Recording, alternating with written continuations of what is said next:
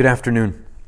Think back to the times when you were so joyful that you could barely contain yourself.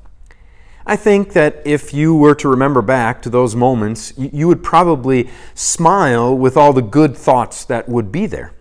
Because the times of joy would be times that everyone would recognize would be joyful times. When your children were born, when you got a new job or a promotion, when you passed a test or got a great grade at school, when you had a sports triumph in your growing up time, when you got new toys at Christmas, when it was your birthday, when you had new friends, when you got new friends over to your house for the first time, when you had a good meal out to eat, when you celebrated an anniversary. These are the moments that bring joy to your face, to your heart, to your mind. Because you can remember how happy you were, how joyful you were, how you were smiling the whole time, how you just enjoyed every minute of every moment of those times. Were any of you thinking of times that were a little bit harder? When you think about joy, were you thinking about the times where you had to face surgery? Or maybe when you had a health scare and the doctor came in and told you news that you couldn't even believe you were hearing? Were you thinking about joy when you lost a loved one?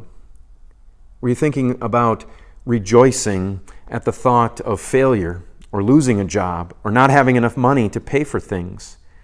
Were you thinking about joy over the last 2 years or about the war that is taking place? Were you thinking about joy in those moments?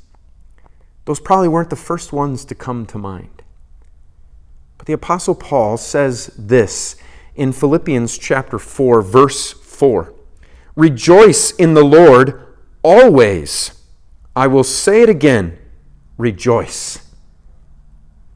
The Apostle Paul is calling for you to have joy, to rejoice in every circumstance, always. Yes, even in the difficult times. Yes, even in the times of suffering. Yes, even when things aren't going your way, rejoice. How are you going to be able to do that? You can have joy. You can rejoice because of God's love for you, because of what Jesus has done for you, because of the sacrifice that Jesus made on your behalf. You can have joy in all circumstances, always.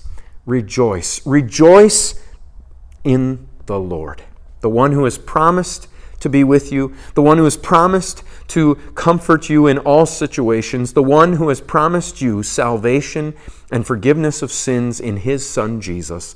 That's how you can rejoice. Rejoice in the Lord always. I will say it again, rejoice. Until we see each other again, the Lord's blessings on your day.